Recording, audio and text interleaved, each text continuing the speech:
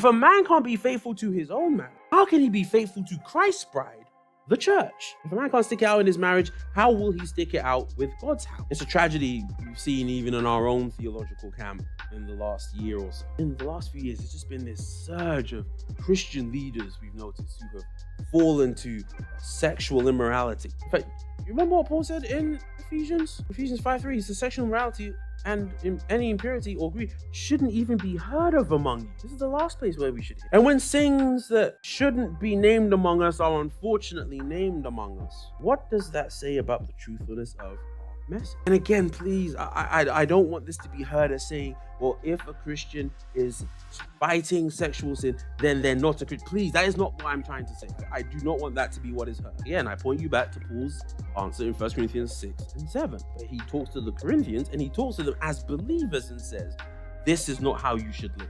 He essentially treats them as saints who have forgotten the gospel and needed to be reminded of that gospel.